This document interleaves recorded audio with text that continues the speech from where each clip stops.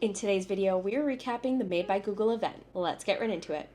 Okay, friends, I am already late in the game here. I have already seen a couple of videos go up recapping the Made by Google event, but I was at work all day, so I have literally just sat down at home. I'm still in my work clothes, and I decided that I would quickly recap the Made by Google event for you and try to keep it in the time frame that all of these other videos are kind of keeping them.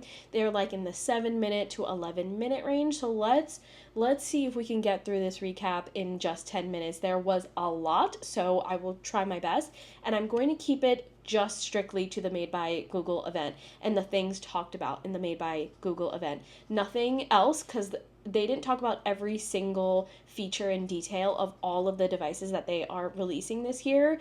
So I'm not going to be talking about it super extensively here. I'm just going to be talking about what was addressed at the event for the sake of time and getting this video out to you as soon as possible. You also have to stick around to the end to find out if I pre-ordered something. Okay, so I have my notes all here. There are a lot of notes, but before I get into the actual devices, I did want to address some of the vibes, the messaging, the tone of the event itself, and they really turned this into a show, into a performance.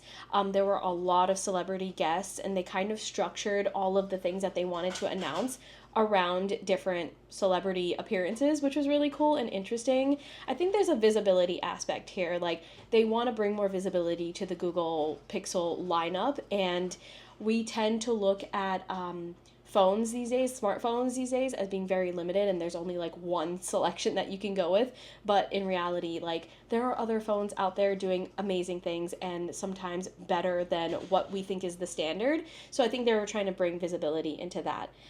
They mentioned that it was a game-changing event because they wanted to announce this game-changing phone, and they're also celebrating 10 years, 10 pixels, which is crazy. I can't believe I got every single one of these Pixel devices since they first launched. So there was a lot to celebrate, makes a lot of sense. Of course, the main star of the show is AI, so AI is mentioned a lot in this event, and there are so many AI features. We'll get into it. And they did name drop Apple quite a few times. They definitely were like, throwing some shade, but in a way that was more so like, hey, we can do this, and it's not necessarily Apple that can do it all. Like, we can do it too. We can do it better. We've been doing it for a long time, and I don't think it's shade if it's true. But yeah, there is a lot of Gen AI stuff, and there's also, they sort of hinted at like a catalog, a library of different Gen AI tools that you can use that are kind of like niche, and they have different specialized features and capabilities. And if you do pre-order any of the devices from the 10 series, you will get a year of that catalog for free. I suppose it's like a subscription based aside from that. So just some things that I wanted to mention before I jump into the actual devices. But now let's talk about the devices. There are 7 new devices. The first one is the Google Pixel 10, of course. And some of these things apply to all of the devices or the phones, but they were specifically mentioned as the person was going through specific devices. So there were satin finishes on the edges of the Google Pixel 10. Pretty sure that's on the Google Pixel 10 Pro as well, but they didn't say it specifically while they were demoing the Google Pixel 10 Pro. But there are satin finishes on the edge. And then there are, I believe, 5 colors. There's a Moonstone, which is a purpley gray, and I did predict that there would be a gray color, so that was pretty cool. But it's like a purple gray, which I thought was kind of fun. There's a Jade color, which is like a bright green. There's like another color that I don't recall them saying the name of, but it's like a cobalt blue, and that one looks specific to the Google Pixel 10. Looks incredible. There's Porcelain, which is like the standard off-white, and then there's Obsidian, which is kind of like a soft black. Okay, and so when they were demoing or looking through the Google Pixel 10, they were talking about Material 3 Expressive. This is like a term that they're using to basically say that there's like there's more access to more customization. So you can customize colors, fonts, sizes, displays, animations, whatever you want to do on your phone. Like, I get a lot of questions about widgets and customizing the screens. So I think that Google is working through something that's a little bit more customizable and more personalized in terms of colors, fonts, stuff like that. It sounds pretty epic because they're giving it a term, so it looks like it's going to be robust. we'll see how that goes. But moving on to the next device, which is the Google Pixel 10 Pro. They said the Google Pixel 10 Pro is for people who want a little bit more. They want the most premium experience out of the Pixel lineup. And there are two sizes. There's the Google Pixel 10 Pro regular, and then there's the Google Pixel 10 Pro XL. So they give you an option if you want a bigger one or a smaller one. It has the best display and the best camera, so they say. And they said it's the best Pixel camera out of all of the Pixels. So it's the best camera ever, period. So that's truly what they said at the event. There is a ProRes zoom, and it's the highest quality zoom at 100 times. This is, again, on the Google Pixel 10 Pro. And there is the Tensor G5 chip, which is the fastest processing. And it also has laptop levels of RAM. Again, I'm like saying quotes while I recap this to you. So that's the Google Pixel 10 Pro. Again, this is not extensive. This is just what was mentioned at the event. Every single Pixel comes with 7 years of updates plus Pixel drops. We knew this. This is something they've been doing for some time, but they reiterated that. And then there's the Google Pixel Pro Fold. So they consider this like not just a phone, but a tablet and a movie screen. It's very, very thin. It's pencil thin, they say, but extremely durable. And it has an IP68, which means it has water and dust protection. It looks very seamless. When they were kind of like playing around with it, the screens were kind of like switching over from when you fold it and not fold it very, very seamlessly. It looked extremely thin. It just looked very sleek for a foldable, which I thought was really cool. The next thing, Pixel Snap. So this is basically what they are calling their MagSafe option, and they definitely did call that out. They said that your MagSafe things, your accessories, will be compatible with Pixel Snap. So it's basically the same exact thing, which I'm extremely excited for. They also announced a new Pixel Watch, the Pixel Watch 4. I will say it looks identical to all of the Pixel Watches, in my opinion, from first glance.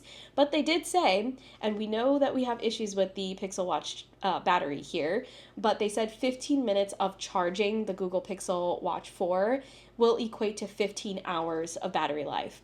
I love to see it before I believe it because I hate the Google Pixel Watch batteries so much, but that's what they claim. And they said it's the only watch. I don't know if they were saying it for all of the Pixel Watches or if they were saying it specifically for the Pixel Watch 4, but they said it's the only watch that can detect the loss of pulse. And if it does detect a loss of pulse, it will automatically call emergency services for you. So that's really, really cool to see. I love the safety features on the Google Pixels. The next device, the Pixel Buds Pro 2. There's new head gestures. You can do this if you want to cancel a call or reject a call. You can do this to like answer with a text, things like that. You can speak to Gemini in noisy places, like a noisy cafe. And your current Pixel Buds 2 Pro, I hope I'm saying that in the correct order, but they will get these upgrades in the upcoming month. There'll be like a software update and you'll get those upgrades if you already have those Pixel Buds. They also announced the Pixel Buds 2A, which is like a budget version of the Pixel Buds, but still like premium quality. And it had like a really nice purple color, like a lilac-y kind of color. It probably is compatible with the Moonstone vibe, but it wasn't as gray. It definitely looked purple. And it also has like a twist to adjust stabilizer so that you can fit into your ear very well, which I think is a really cool thing for Pixel Buds. Okay, we are almost getting close to 10 minutes here. So let's move on to some other features. Magic Q. Magic Q is basically an AI assistant within your text messages. So it helps you understand what you're trying to do. It can help you execute tasks by searching through your apps based off of the task that you're trying to achieve while you're texting someone. So for example, if you are trying to find a photo of somebody's asking you to find a photo of something from way back when, you don't have to manually go into your photos and scroll and scrub and search to find the photo and then send it to the friend. The Magic Q will be able to automatically detect what it is looking for in your photos and pull it up for you so that you can quickly just send it. So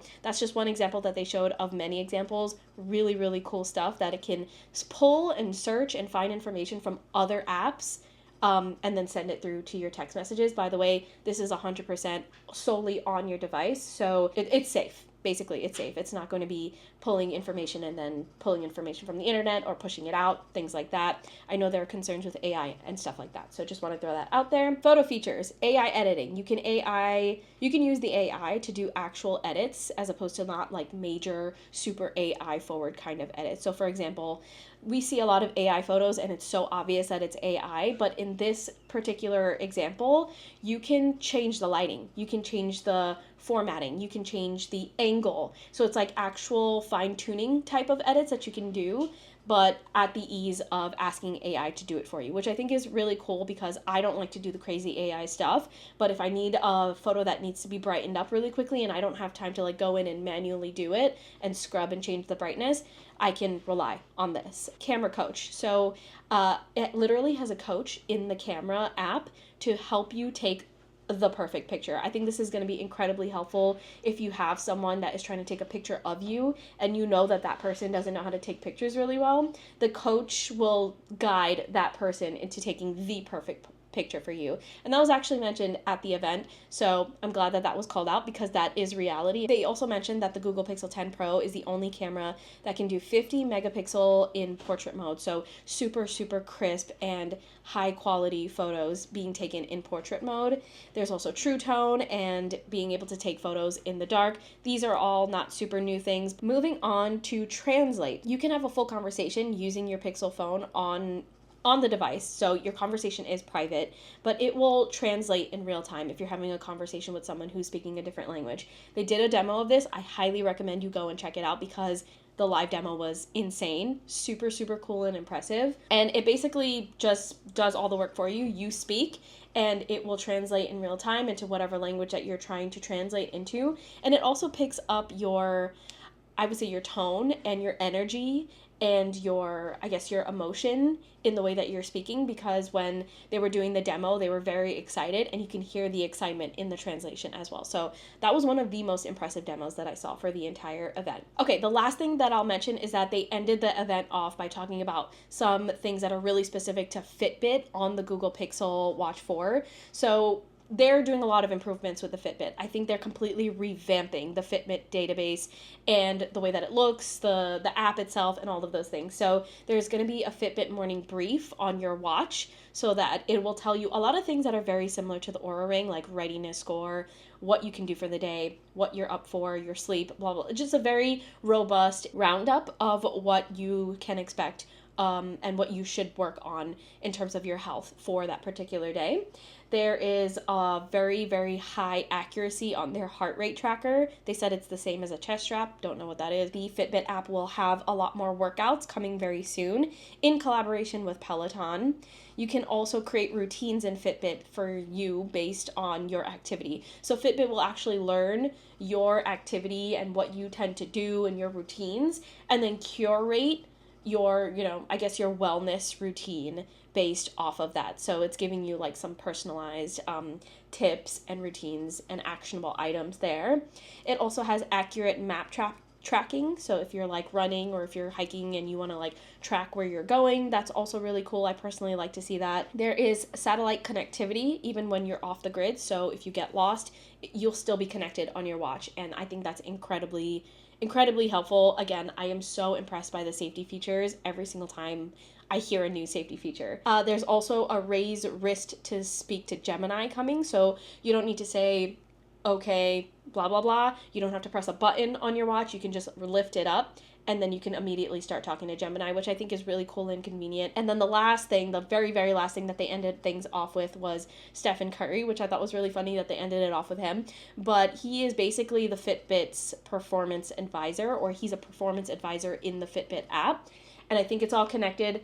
I don't know if it's exclusive to the Google Pixel Watch 4, but they're basically showcasing him as a performance advisor. I guess he created some like tools resources, things like that. And I don't know what that would exactly look like, but he does seem like an expert in that space since he is an athlete. So I thought that was pretty cool that they did a collaboration with him on that. But that is all from the Google Pixel Made by Google event. I do want to talk about what I pre-ordered because I did pre-order something. I pre-ordered only one thing, and that is the Google Pixel 10 Pro.